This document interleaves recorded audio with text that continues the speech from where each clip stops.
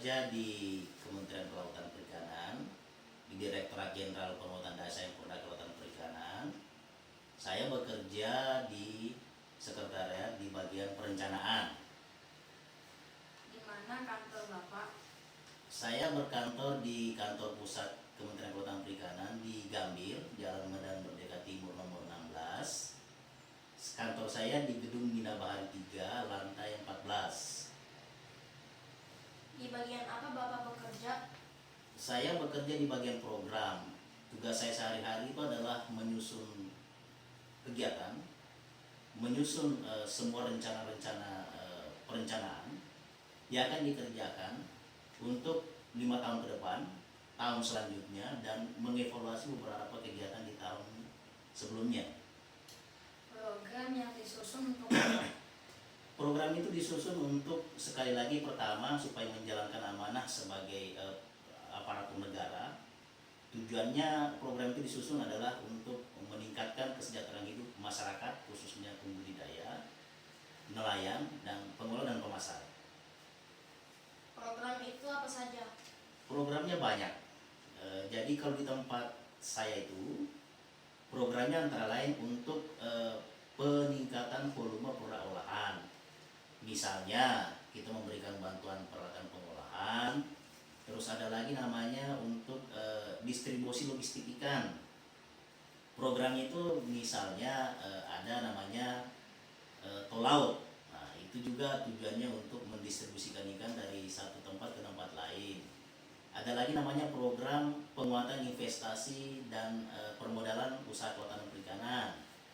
Tujuannya itu adalah untuk permodalan. Terus terakhir yang bisa saya gambarkan antara lain, ada namanya program untuk penguatan dan peningkatan kecerdasan anak-anak kecil, balita, ibu hamil, dan pengentasan stunting.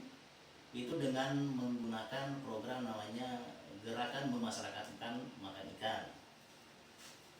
Siapa yang diberikan bantuan? Banyak yang diberikan bantuan. Yang pertama adalah kelompok pembudidaya. Pembudidaya di sini adalah yang bekerja di tambak, yang punya kolam, terus yang punya penjual ikan seperti itu. Terus ada lagi untuk nelayan. Nelayan ini ada yang nelayan kecil, yang kapalnya hanya 5 GT, terus ada yang kapalnya 100 GT. Terus ada lagi yang penjual-penjual ikan. Nah, penjual-penjual ikan di pasar itu juga berikan bantuan. Terus ada lagi yang pembuat abon ikan misalnya, itu pengolah, itu juga kita berikan bantuan. Terus terakhir yang sering kita berikan bantuan adalah kelompok-kelompok masyarakat seperti misalnya ibu-ibu, pengajian, terus anak-anak sekolah, terus madrasah.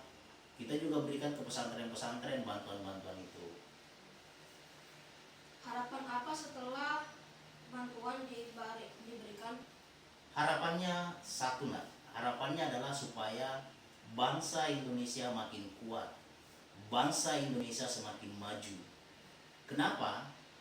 Kalau masyarakatnya kuat, kalau masyarakatnya sehat, kalau masyarakatnya bisa berdaya dari sisi ekonomi, bangsa kita akan jadi kuat, negara kita akan jadi kuat. Indonesia harus mampu menjadi negara maritim terkuat di dunia. Kenapa? Kita adalah negara kepulauan, kita adalah negara yang berbasis kelautan, yang otomatis kita harus membangun rakyat kita supaya kita menjadi bangsa dan negara yang kuat, negara yang maju dari sisi perikanan dan kelautan. Itu harapannya. Terakhir harapannya adalah supaya masyarakat kita semakin sejahtera, masyarakat kita semakin berdaya. Masyarakat kita khususnya di pesisir, masyarakat nelayan, masyarakat pembudidaya, masyarakat pengolah pemasar, tidak ada lagi yang miskin. Mereka semua menjadi masyarakat yang kuat perekonomiannya, yang bisa menikmati fasilitas kesehatan, bisa menikmati fasilitas pendidikan, sehingga nantinya tujuannya itu adalah menjadikan bangsa, negara Indonesia menjadi negara yang kuat. Itu harapannya. Demikian wawancara